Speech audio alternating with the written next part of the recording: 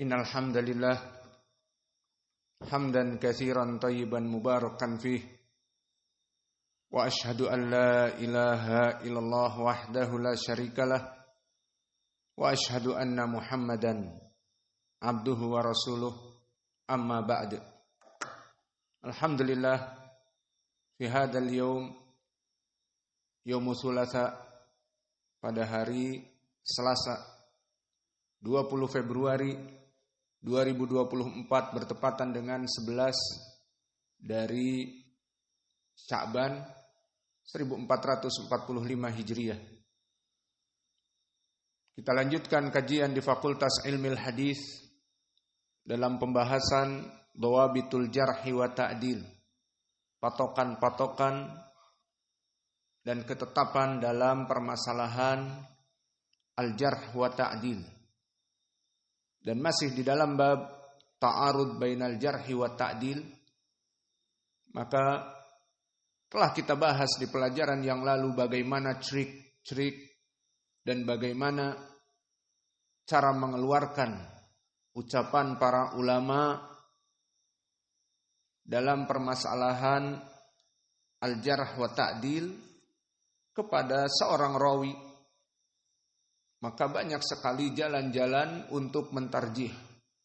Di antaranya di pelajaran yang lalu adalah la yultafatu ilal jarh as-sadir minal majruh.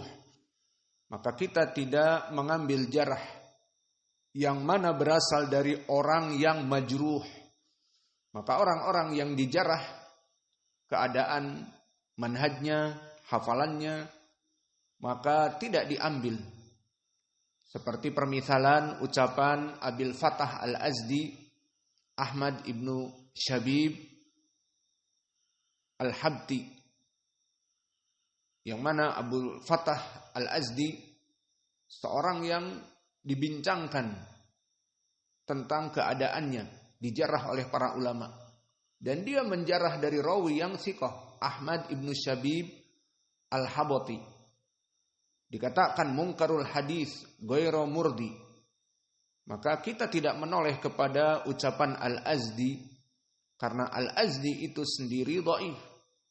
Maka Al-Hafidz Ibnu Hajar mengatakan lam yaltafit ahadun ila hadzal qaul bal azdi ghairu murdi. Maka tidak ada yang menoleh kepada ucapan Al-Azdi, dikarenakan Al-Azdi sendiri dia adalah ghairu murdi, rawi yang dhaif. Dan begitupun ucapan Abdurrahman ibnu Yusuf ibni Khiras, yang mana menjarah dari Amr ibnu Sulaim Az-Zurqi, yang mana dia seorang tabi'i yang thiqah. Maka berkata Ibnu Khiras, thiqatun fi hadithihi ikhtilat. Maka ucapan fi hadithihi ikhtilat tidak ada yang menoleh dan menerima. Maka Al-Hafidz Ibnu Hajar mengatakan Ibnu Khiras madhkur birrafd wal bid'ah fala yaltafit ilaihi.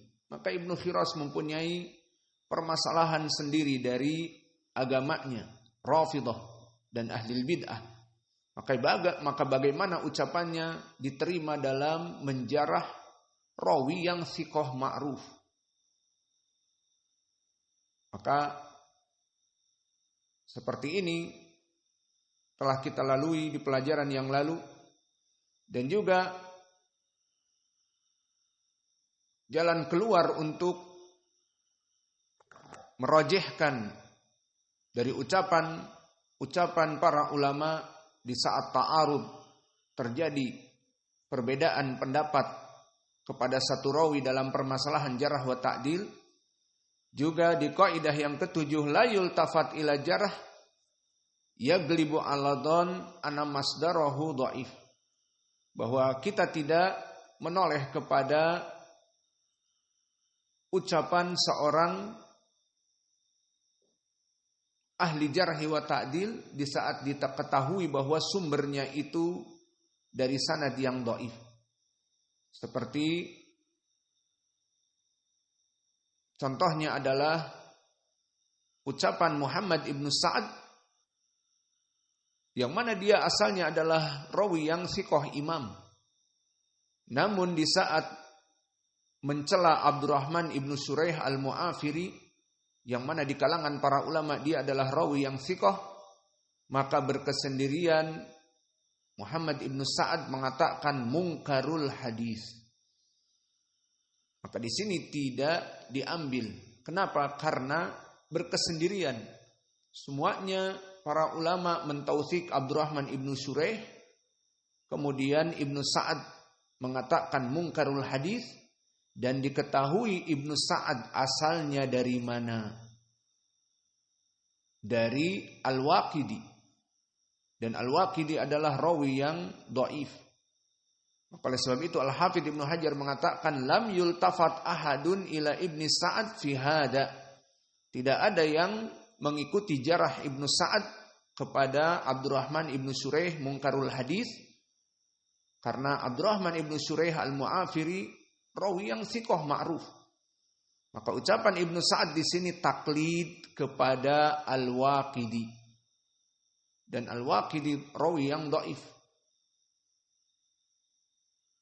Dan sekarang atau di pelajaran yang lalu juga, atau sekarang kita masuk kepada poin yang ke-9, dan sebelumnya di pelajaran yang lalu, agar kita nata'anna, mengambil jarah dari imam-imam mutaakhirin selama ada dari jarah ataupun tautsik imam mutaqaddimin. Seperti kami contohkan di pelajaran yang lalu tentang Aban ibnu Saleh al-Qurashi, yang mana telah ditautsik oleh mutaqaddimin karena rawi ini di tabaqah yang kelima di zaman Imam Al-A'mash. Maka para ulama di zaman itu banyak. Maka Yahya ibnu Ma'in, seorang yang mutasyaddid, telah memujinya, thiqah. Dan berkata Abu Hatim dan berkata An-Nasa'i memujinya. Meskipun mengatakan laisa bihi ba's, namun memujinya, tidak menjarahnya. Maka Abu Hatim, Ibnu Ma'in dan An-Nasa'i memuji. Kemudian datang orang yang mutaakhir seperti Ibnu Hazm. Ibnu Hazm dia hidup di zaman 385 dekat 400 Hijriah. Adapun Ibnu Abdul Bar hidup setelah Ibnu Hazm sekitar 400-an Hijriah.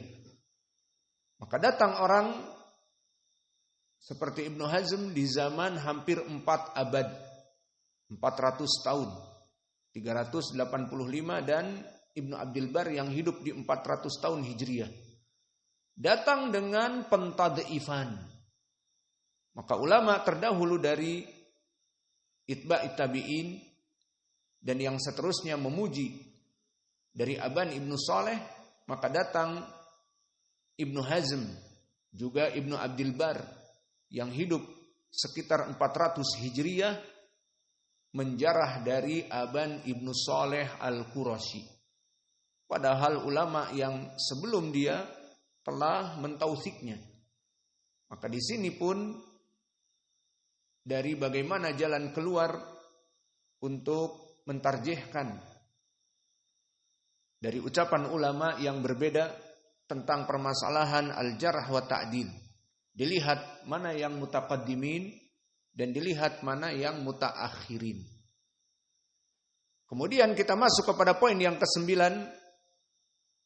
Qad yaqa al-jarh bisabab al-khata' fi nasakh minal kutub.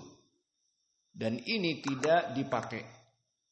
Maka dari permasalahan pentarjihan di saat terjadi ikhtilaf di kalangan para ulama dalam menjarah seorang rawi, juga dilihat apakah penukilannya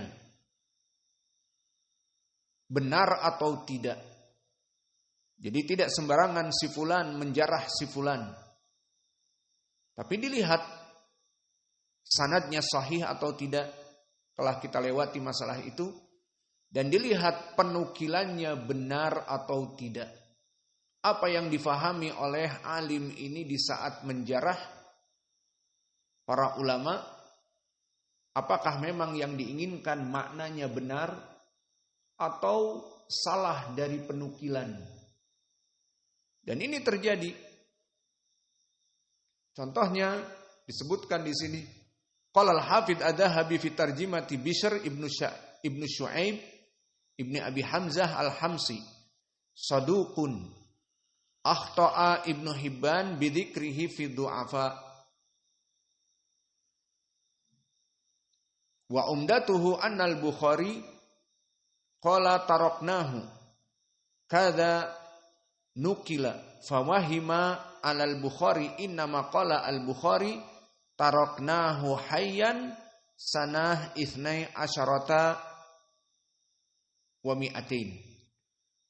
Wa qala al-Hafidz Ibnu Hajar wa qala Ibnu Hibban fi kitabihi Thiqat kana mutkinan thumma ghafala ghaflatan syadidah fadakarahu fi du'afa wa rawa anil Bukhari annahu qala taraknah wa hadha khata' min Ibnu Hibban nasha'a an hadfin wa dalika anna al-Bukhariya innama qala fi tarikhihi taraknahu hayyan sanah itsnatai asyrata wa mi'atain fasaqata min nuskhatih ay nuskhati Ibnu Hibban lafdzatu hayyan fataghayyara al-ma'na.